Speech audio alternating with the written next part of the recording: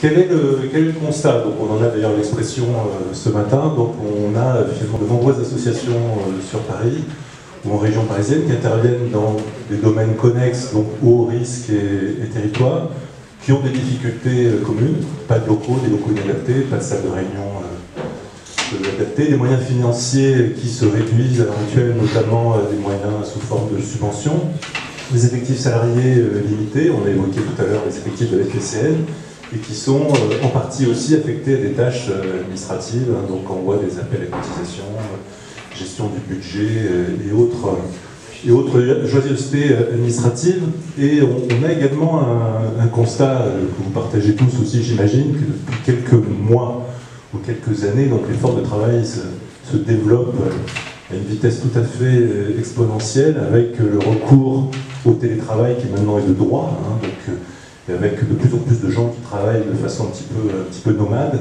Et donc on voit bien qu'on peut certainement arriver à renouveler le modèle de travail en commun. Donc le projet, c'est de mutualiser des moyens d'association, je crois que c'est un point important, d'association uniquement, d'association, dans un lieu unique, tout en préservant l'indépendance et la personnalité de chaque association. Parce que effectivement, quand j'ai lancé cette idée il y a 3-4 mois, on m'a tout de suite dit « Ah, mon pauvre monsieur, c'est une belle idée, mais on l'a déjà fait, on l'a déjà essayé, on n'y est pas arrivé ».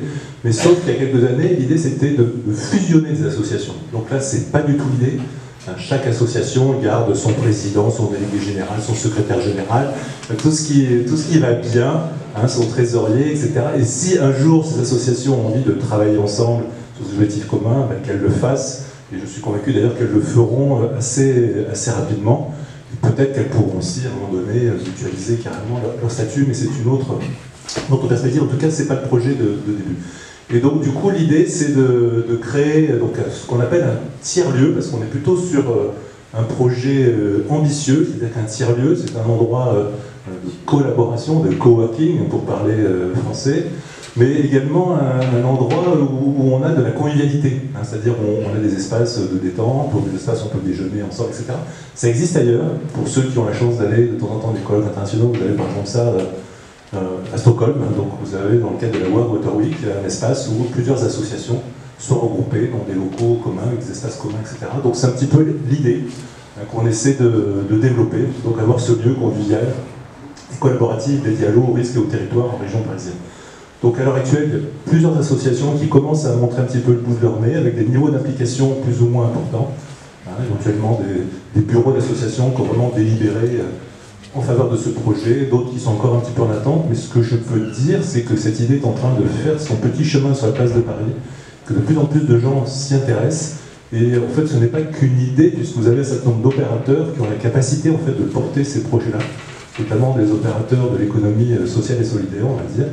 Et par exemple, je l'ai dit à M. Somat pendant la pause, aujourd'hui il y a un opérateur que je pourrais éventuellement nommer en dehors, qui est en train de développer un tiers-lieu consacré à la construction durable dans le centre de Paris. Donc ça peut être aussi éventuellement un lieu intéressant pour les acteurs du risque, parce qu'on verra si on arrive en fait à vraiment mutualiser tous les acteurs, hein, eau, risque, territoire, mais aussi la Seine. Je pense personnellement, je pense qu'on a besoin d'un lieu emblématique sur la Seine, hein, mais tout ça va cheminer gentiment. On ne force personne. Hein, c'est un projet collaboratif aussi entre associations.